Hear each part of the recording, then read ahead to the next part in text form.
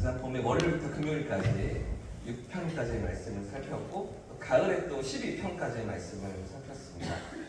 그리고 오늘 또 우리가 13편을 열어 들었는데요.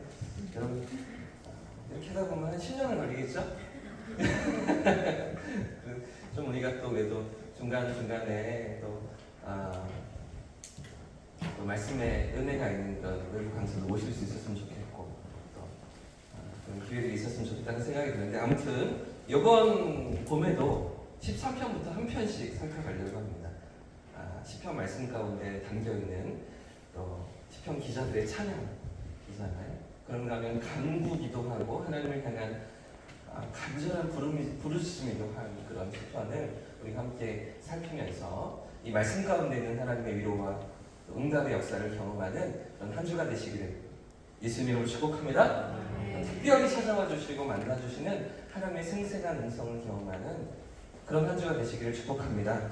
여러분 혹시 내 믿음이 가끔 흔들리거나 내 믿음이 약해졌다고 느껴질 때가 혹시 있으십니까?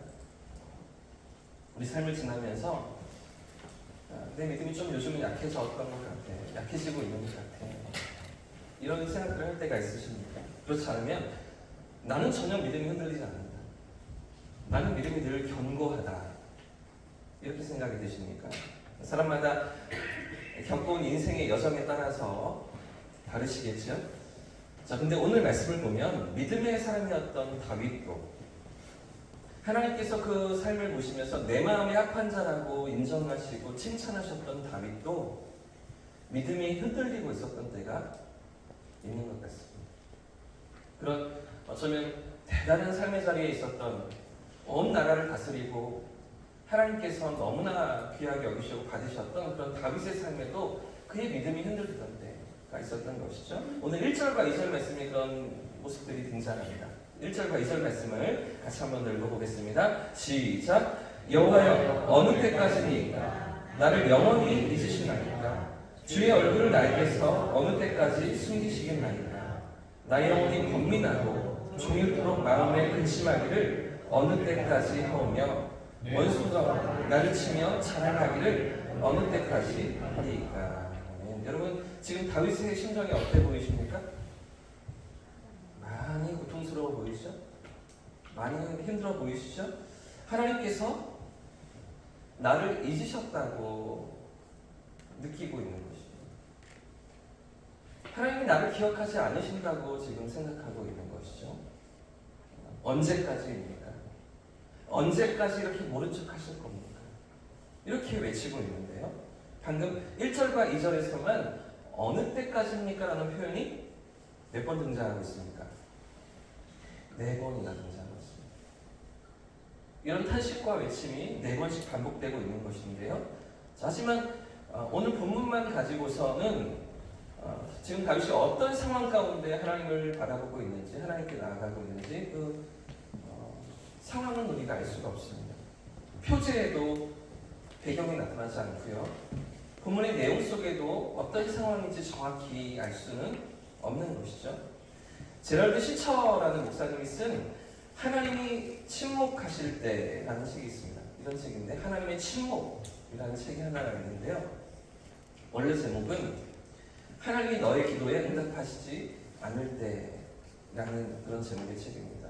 이 제목을 하나님의 침묵이라고 번역해 놓은 것이죠. 이 책에 보면 두명한 우리가 알만한 유명한 인물에 대해서 그 삶의 스토리를, 그 기도의 이야기들을, 에피소드들을 담아놓고 있습니다. 하나는 얼마 전 우리 협력 선교사님인 임성호 선교사님이 영상으로 보여주셨던 그 에콰도르의 선교로 찾아갔던 짐 엘리엇 선교사님 이야기가 이 책에도 담겨져 있습니다. 짐 엘리엇에게는 오랫동안 기도로 동역했던 믿음의 친구가 있었던 것이죠. 박 미첼이라는 그런 친구가 있었다고 합니다. 그래서 이 짐 엘리엇과 그의 선교팀이 에콰도르로 파송을 받고 찾아가게 되었을 때 이 믿음의 친구였던 박 미첼은 매일마다 기도했다고 합니다. 이 세상 사람들은 뭐 새벽 기도의 개념이 없으니까요. 밤마다 저녁마다 그 친구를 위해서, 그 선교팀을 위해서 하나님 그들을 지키시고 그들의 사역을 인도하여 주옵소서.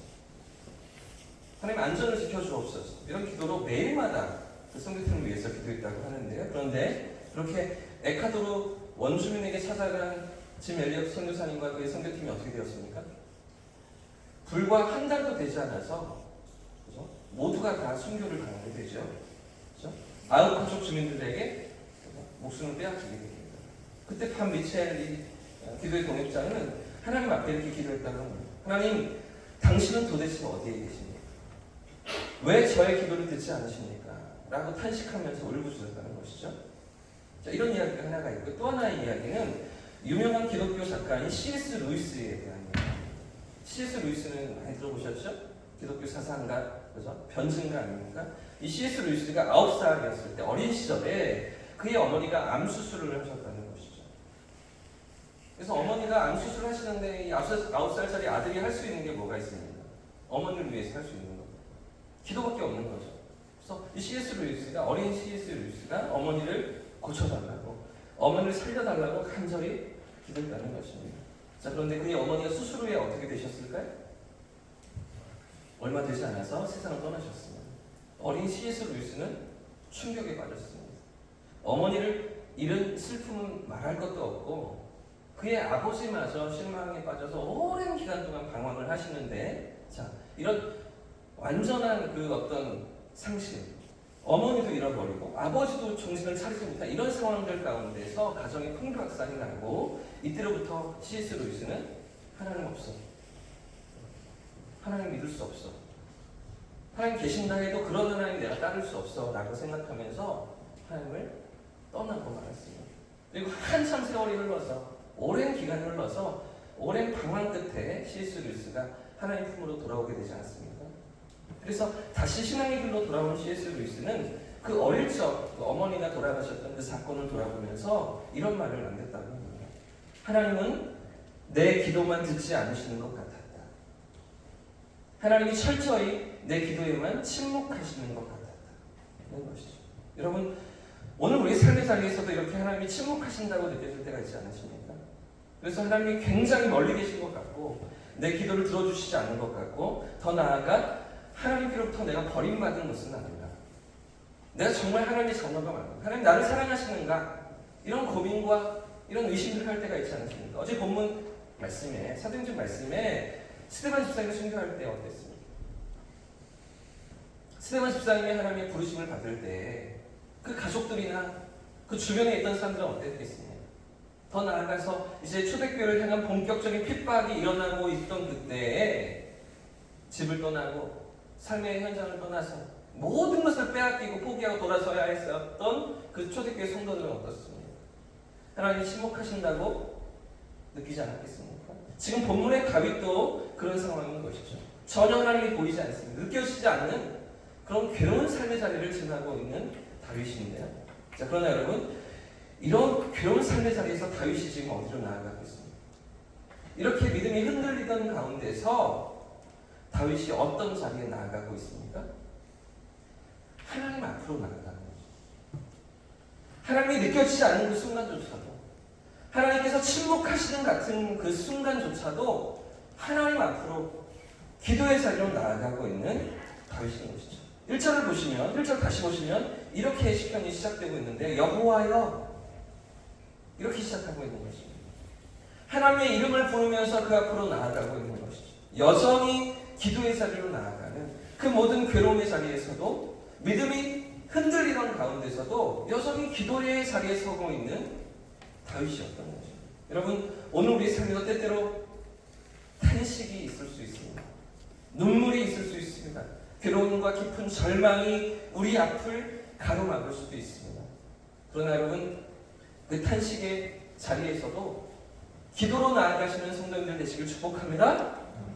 기도의 자리에서 하나님 만나는 저와 성도님들이 되시기를 축복합니다. 고통과 절망 속에 갇혀있는 것이 아니라 고통을 뚫고서 기도의 자리로 나아가서 우리 삶 가운데 일하시는 하나님을 경험하는 성도님들 되시길 축복합니다. 그럼 여러분, 지금 다윗이 그렇게 하나님 앞으로 나아가면서 기도하고 있는 내용이 무엇입니까?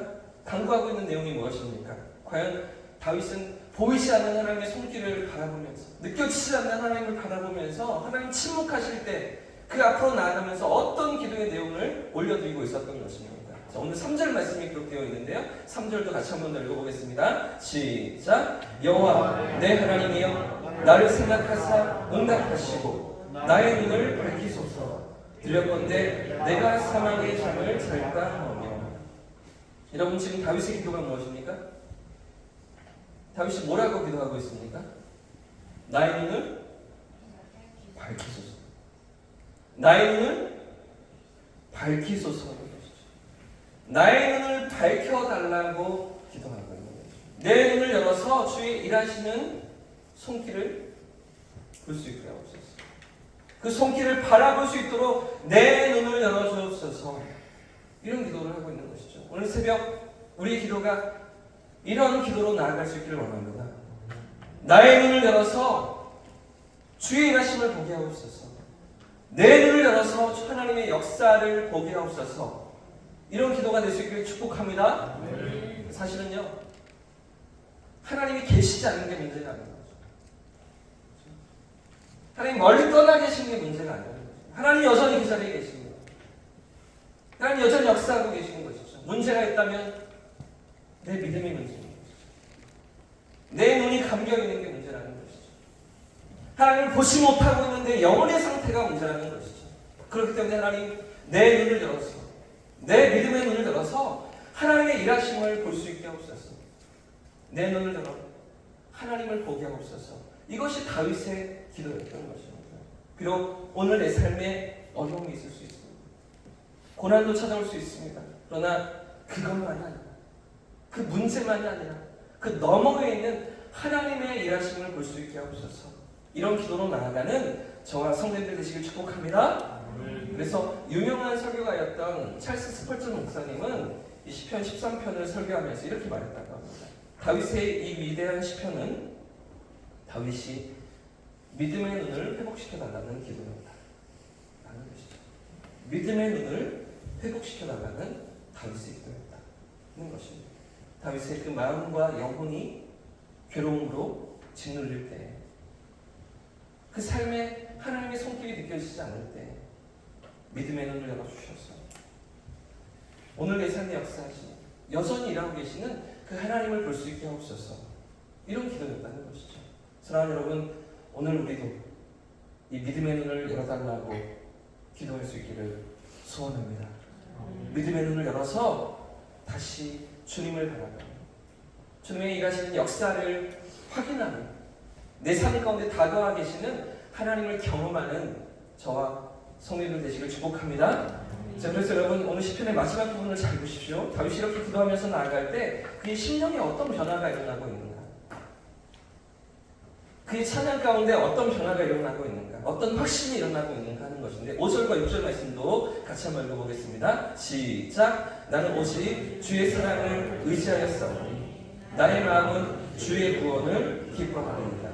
내가 여호와를 찬송하리니 이는 주께서 내게 은덕을 베푸십니다. 아멘. 여러분 지금 시편 13편을 시작하던 다윗의 외침과 부르짖음과 마지막 결론과 어떻게 달라져 보이십니까? 어떻게 다윗의 고백이 변화되어 있습니까? 다윗이 어떤 사람이죠? 다윗이 변덕이 죽을 듯하죠? 다윗이 원래 성격이 이렇게 왔다 갔다 해서 그래서 처음에는 이렇게 우울하다가 뒤에서는 밝게 맞춰지고 있는 거죠? 그가 원래 그렇게 성격이 막 자기 마음대로 변화무쌍한 그런 사람입니까? 우리가 알기로 성경에서 다윗의 그런 모습을 잘 보지 못했던 것 같아요. 성경에 기록되는, 구약에 기록되는 다윗의 믿음의 모습들은 한결같고 신실하고 자기의 죄를 정확하게 정직하게 인정하고 그 죄를 토설하며 하나님 앞에 나아가는 굳은 믿음, 굳은 신실을 가진 사람 아니었겠습니까? 자, 근데 오늘 10편 13편에 언제입니까? 어느 때까지입니까? 하나님 나이가 언제까지 이렇게 침묵하실 겁니까? 부르짖고 외치던 다윗이 불과 석절, 넉절 지났습니다. 불과 몇 절 지나지 않았는데 뭐라고 고백하고 있습니까? 나는 오직 주의 사랑을 의지하였사오니 나의 마음은 주의 구원을 기뻐하겠습니다. 찬양하는 것이죠. 그 눈물이, 그 괴로움이, 그 아픔이 찬양으로 변화되고 있는 그런 시편을 우리에게 보여주고 있는 것인데요. 시편 13편은 다윗의 여러 찬양 시들 가운데서도 아주 짧은 시 중에 하나로 보여집니다. 6절밖에 되지 않은 아주 짧은 시인 거죠. 근데 이 짧은 시 안에 지금 어떤 변화가 일어나고 전혀 상상도 할 수 없는 그런 변화가 나타나고 있지 않습니까? 주의 구원을 기뻐하겠다. 내가 여호와를 찬송하겠습니다. 이런 삶의 자리로 언제까지 탄식하며 아파하고 괴로워하던 그 자리에서 완전히 다른 모습으로 나아가고 있는 다윗이 그 고백을 쏟아놓고 있지 않습니까? 사랑하는 여러분, 무엇 때문일까요? 무엇 때문에 다윗의 이런 고백이 달라지고 있는 것입니까? 만나주시는 하나님이 계시기 때문입니다. 응답하시는 하나님이 계시기 때문이죠. 언제까지입니까? 부르시며 탄식하며 나아가지만 그 기도에 귀 기울이시고 응답하시며 찾아와 주시는 살아계신 하나님이 계시기 때문인 줄 믿습니다. 그 하나님을 경험하는 한 주가 되시길 축복합니다. 내 삶에도 우리의 삶 가운데도 이렇게 다가와 주시는 하나님을 경험하는 복된 한 주가 되시기를 축복합니다. 기도의 자리에서 만나 주시는 응답하시는 하나님, 살아계신 하나님, 오늘도 내 삶 가운데 이 한 주간을 걸어가는 우리 인생길 가운데 가까이 찾아와 주시며 말씀하시고 위로하시고 인도하시며 세밀한 음성으로 다가와 주시는 그 하나님의 은혜를 경험하는 특별한 한 주가 되시기를 예수님 이름으로 축복합니다. 그런 저와 우리 성도님의 삶이기를 축복합니다. 함께 찬양하고 기도하겠습니다. 함께 찬양할 때